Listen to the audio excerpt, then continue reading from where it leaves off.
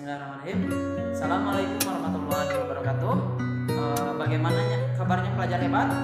Ya, alhamdulillah hari ini kita bisa bertemu kembali dengan Bapak Dede Iman dalam pembelajaran IPA. Mudah-mudahan dimanapun kalian berada selalu dalam keadaan sehat dan diberikan lindungan oleh Allah Subhanahu wa Ta'ala. Ya, Bapak ingatkan kembali untuk kita semua, marilah kita menjaga 4M ya. Yang pertama menjaga jarak, memakai masker, dan mencuci tangan. Yang terakhir adalah memperbanyak doa supaya kita dijauhkan dari segala penyakit, khususnya penyakit yang ada di zaman sekarang ini ya.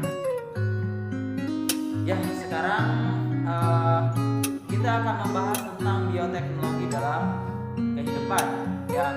Oke, sebelumnya Bapak sudah menugaskan kepada kalian mencari tahu tentang bioteknologi ya.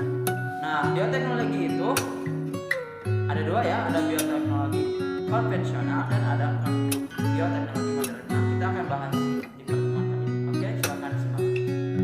Apa sih yang dimaksud dengan bioteknologi? Terus apa hubungannya dengan kehidupan manusia ya? Nah, kita bahas sama-sama karena kemarin juga kalian sudah mencari tahu mengenai bioteknologi ya.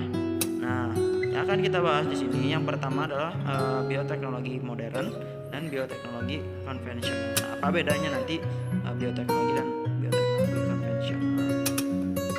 Ya, nah yang pertama kita bahas itu adalah pengertian terlebih dulu, yang dimana bioteknologi itu berasal dari dua kata, yaitu bios yang berbentuk dan teknologi yang memiliki metode ilmiah untuk mencapai tujuan praktis. Nah itu ya.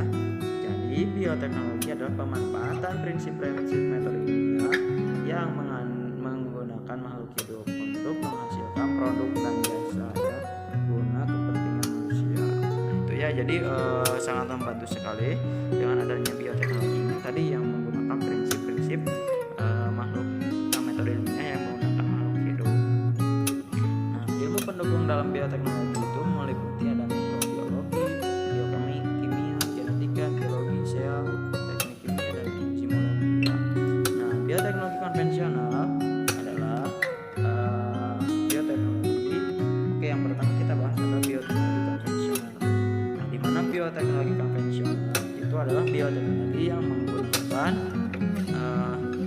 mikroorganisme sebagai alat untuk menghasilkan reproduksi dan jasa. Nah, misalnya jamur dan bakteri yang menghasilkan enzim-enzim tertentu untuk melakukan metabolisme sehingga diperoleh produk yang diinginkan. Nah, itu ya bioteknologi konvensional. Jadi menggunakan mikroorganisme sebagai alat untuk menghasilkan produk dan jasanya. Nah, contohnya ada jamur dan bakteri ya. Nah, itu. Terus manfaat bioteknologi konvensional itu yang pertama meningkatkan nilai gizi dari produk-produk makanan dan minuman. Terus menciptakan sumber makanan baru, misalnya ya dari air kelapa dapat dibuat metode kompon. Itu kan produk yang baru yang sebelumnya kita tidak tahu dari mana asalnya gitu ya. Nah, dengan adanya bioteknologi ini dibuat seperti itu, atau tempe ya. Sebelumnya kan asalnya kedelai. Karena dengan adanya bioteknologi dia dibuatlah tempe ya. Nah, itu artinya menciptakan makanan yang baru. Nah, terus dapat membuat makanan yang tahan lama. Nah, misalnya asinan juga sama, dia itu merupakan pemanfaatan bioteknologi. Terus secara tidak langsung dapat meningkatkan perekonomian rakyat karena bioteknologi konvensional tidak membutuhkan biaya banyak, maksudnya tetap ya butuh biaya tapi tidak membutuhkan banyak biaya ya. Nah itu. Nah contohnya produk-produk bioteknologi ini ada tempe, kecap, keju, tape, bir dan nasi. Bisa ini kan bahan dasarnya kedelai, susu, kunyit, kacang, kedelai pohon atau beras ketan, kubis. Nah itu contoh-contoh dari bioteknologi konvensional. Nah terus kalau bioteknologi modern itu seperti apa? Nah bioteknologi modern adalah bioteknologi yang menggunakan teknik rekayasa genetika ya, seperti DNA rekombinasi, DNA kombinasi, yaitu pemutusan dan penyambungan DNA dengan cara kultur jaringan atau cloning dan fusi sel. Nah manfaat bioteknologi modern yang akan memberikan produk tertinggi secara kualitas dan kualitas ya. Nah, di bidang kesehatan mampu menciptakan produk obat untuk penyakit ya. Jadi bayangkan sekarang dengan adanya bioteknologi itu banyak sekali manfaatnya ya. Nah, terus di bidang industri mampu menciptakan pemberantasan hama secara biologis dan tanaman tahan hama dalam tubuhnya disisipi gen bakteri atau disebut dengan tanaman transgenik. Nah, di bidang pertambangan mampu melakukan pengolahan biji ya. Nah, terus produk-produknya di sini ada interferon itu, tapi di sini lebih ke gunanya untuk di bidang kedokteran ya.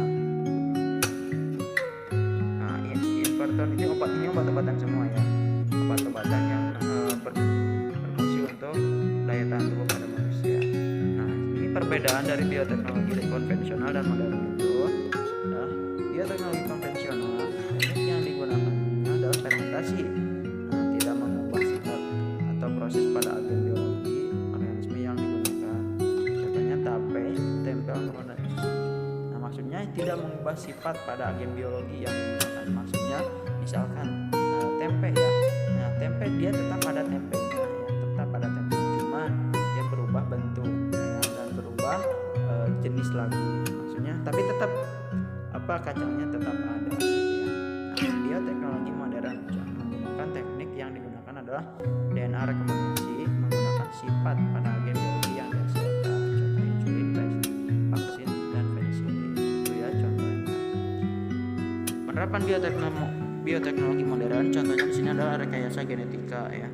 Nah, rekayasa genetika itu suatu cara memanipulasi gen untuk menghasilkan makhluk hidup baru dengan sifat yang diinginkan. Rekayasa genetika disebut juga pencangkupan gen atau rekombinasi gen gitu ya. Nah, untuk mengubah DNA sel dapat dilakukan melalui banyak cara. Nah, misalkan transplantasi inti, fusi sel, teknologi plasmid, dan rekombinasi DNA. Terus ya ada transplantasi inti ya, silahkan kalian pelajari aja. Nah, terus ada fusi sel. Nah, terus juga ada teknologi plasmid ya. Nah, ini merupakan contoh-contoh pemanfaatan bioteknologi di modern ya. Sampai sini paham ya? Silahkan kalian pahami kembali, baca-baca kembali materinya. Kalau bisa kalian perbanyak lagi dari sumber-sumber yang lainnya. Oke, terima kasih. Saja salam.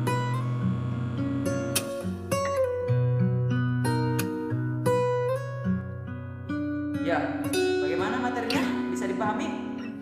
Nah, mudah-mudahan bisa kalian pahami. Nah, kalaupun ada yang belum dipahami, silakan bertanya, jangan sungkan untuk bertanya, jangan sungkan untuk mencari referensi-referensi. Karena di sini Bapak pun banyak kekurangan. Silakan kalian mencari dari yang lain ya. Informasi-informasi, jangan puas di sini saja. Oke, mohon maaf bila ada kekurangan dan kesalahannya. Bapak cukupkan sekian. Assalamualaikum warahmatullahi wabarakatuh.